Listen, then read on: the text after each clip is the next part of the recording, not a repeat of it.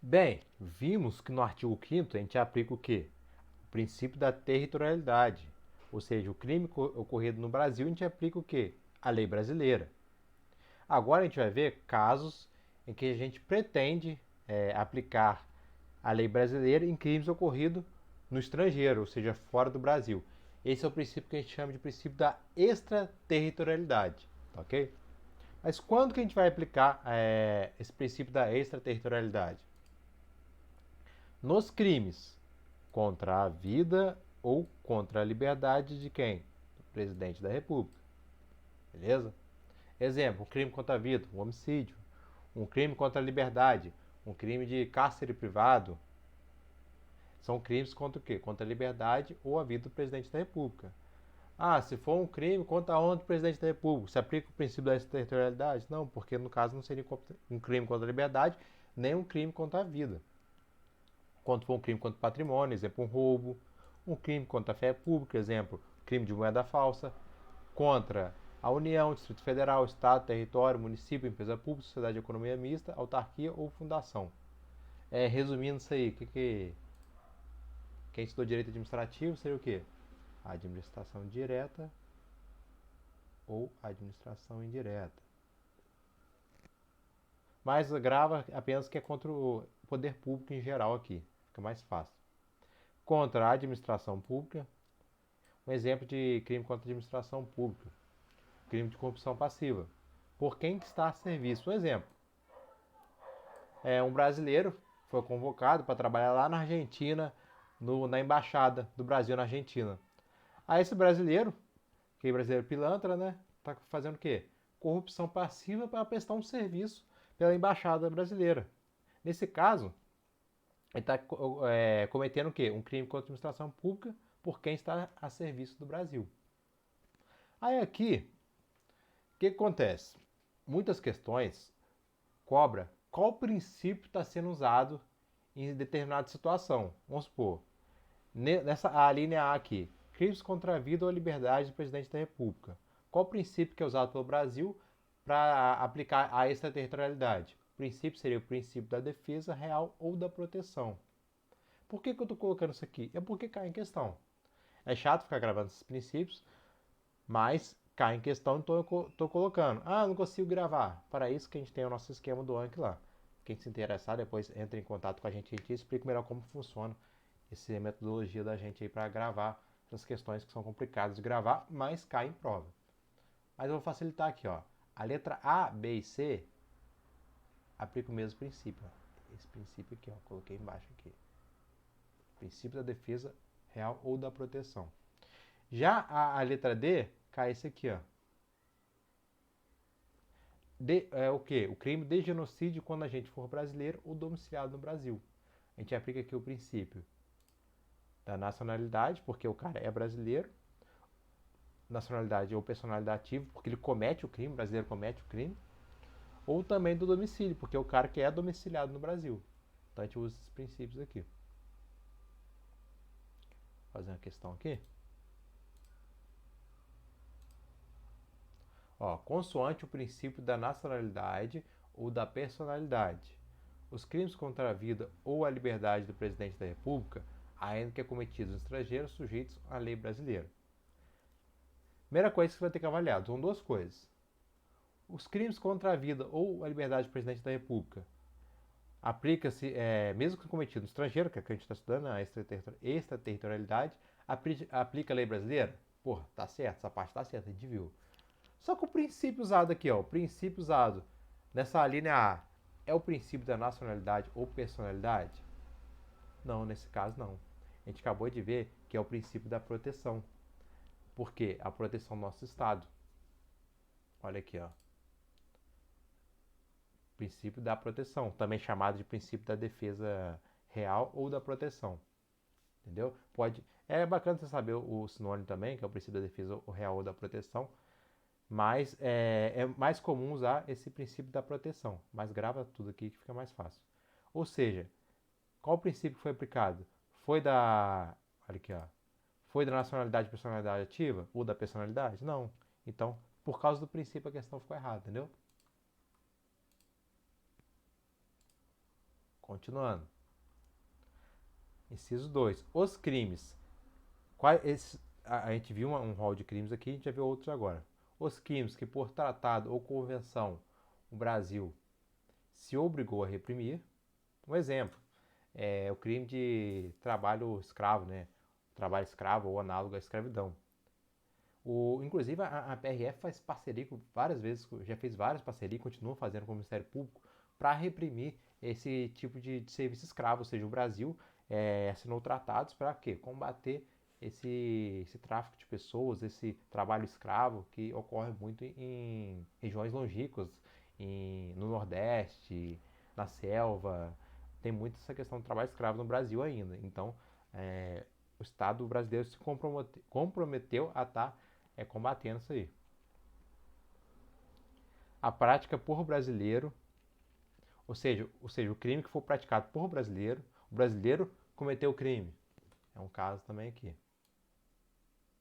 Aqui é o princípio da personalidade ativa. Estou sempre colocando o princípio na frente aqui para você estar fazendo essa analogia, essa ligação. Você vê o Aline, já viu o princípio depois para você acabar decorando.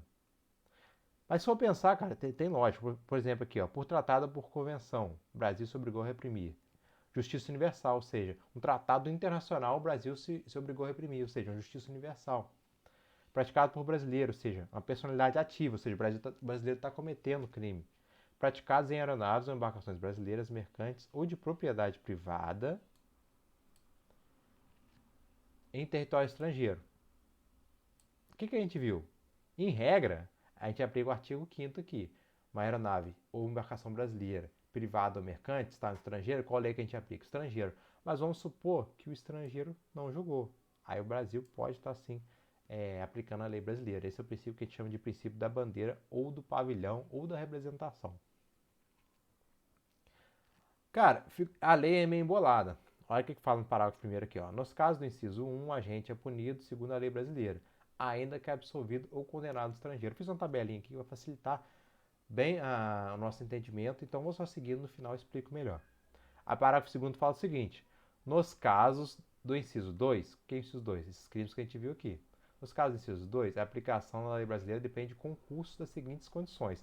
Quando a gente fala concurso aqui, ou seja, são todas as condições ao mesmo tempo. Não basta uma, tem que ter todas essas condições aqui para a gente aplicar a lei brasileira no caso desses crimes. O parágrafo primeiro fala aqui, ó, no inciso 1, o agente é punido segundo a lei brasileira, ainda que absolvido ou condenado estrangeiro. Ou seja, nesses casos aqui do inciso 1, cara, não tem condição nenhuma. Ocorreu esses casos aqui, o Brasil vai aplicar a lei. Pelo menos vai pretender, né? Porque vai depender de uma diplomacia internacional. Mas no caso desses crimes aqui do inciso 2, a gente já precisa atender algumas condições. Tá, quais são essas condições? O agente que praticou o crime tem que entrar no território nacional. Se o fato for punível também, tem que ser punível no país em que o crime for praticado. Pô, o cara cometeu a conduta de usar droga em um país que é liberada a droga. Pô, o Brasil vai punir ele? Não teria lógica, né? Então tem que ser crime tanto onde ele cometeu como aqui no Brasil. Estar o crime incluído em rol aqueles das quais a lei brasileira autoriza a extradição. Tem que estar nesse rol de crimes aí. Agora, ó, não ter sido agente absolvido no estrangeiro, porque se o agente já foi absolvido no estrangeiro, o Brasil não tem por que querer aplicar a lei, né? Ou já foi cumprido no estrangeiro também. Não ter sido o agente perdoado no estrangeiro, ou por outro motivo não estar extinta a punibilidade. Pô, já prescreveu, já foi extinta a punibilidade por algum motivo. O Brasil não tem por que tá punindo esses crimes aí. Beleza? Vou tentar fazer isso aqui.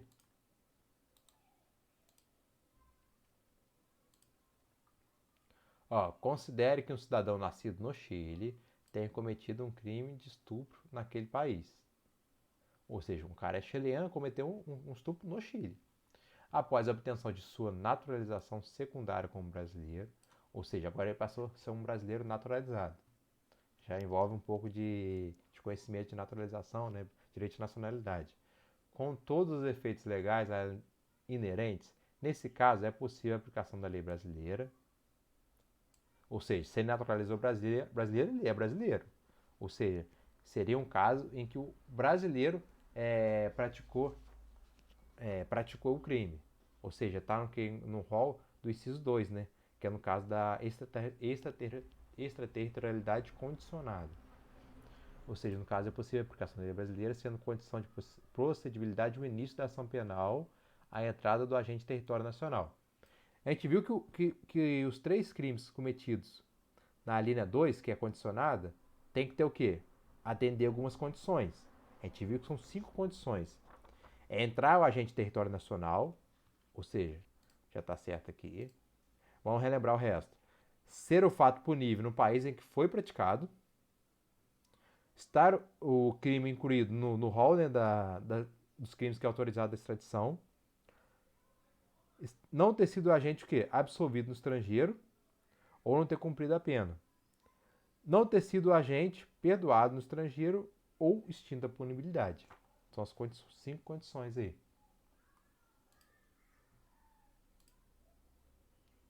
Agora, ó, parágrafo 3º. A lei brasileira aplica-se também ao crime cometido por estrangeiro contra brasileiro. Agora, é um outro caso aqui, ó. Agora, o crime contra o brasileiro. Ou seja, a gente aplica o princípio da nacionalidade passiva. Nesse caso, temos que atender 2 condições. Ó, fora do Brasil, lógico que é fora do Brasil, porque se for no Brasil, você aplica a lei brasileira. Ser reunidas, ou seja, as condições do parágrafo anterior e mais as condições que a gente vai ver agora. Ou seja, no crime contra brasileiro, pode se aplicar extraterritorialidade? Pode, é o que a gente chama de extraterritorialidade hipercondicionada. Por quê? A gente tem que atender aqui, ó, não foi pedida ou negada a extradição,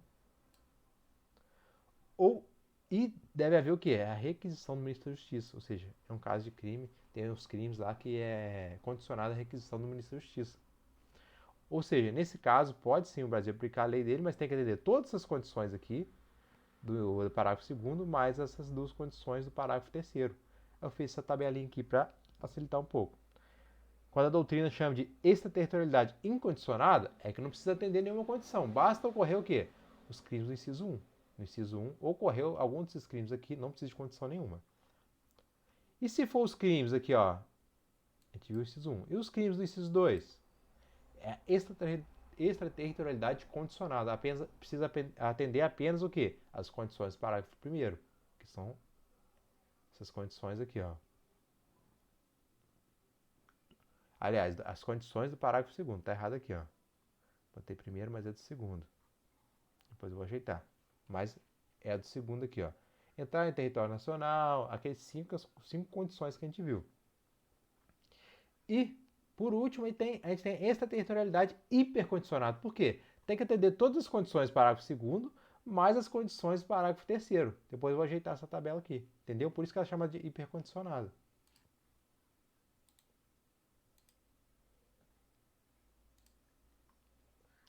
A extraterritorialidade da lei penal condicionada, viu que é usado esses termos, então você tem que saber, a extraterritorialidade da lei penal condicionada e da incondicionada tem como elemento comum a necessidade de ingresso do agente em território nacional. Com a tabelinha você já matava isso aqui. Não precisava nem ter decorado aqui tanto de inciso, nem parágrafo. Com a tabelinha que eu fiz já matava. Por quê? A incondicionada tem alguma condição? Não tem nenhuma condição, então já está errado isso aqui. Beleza?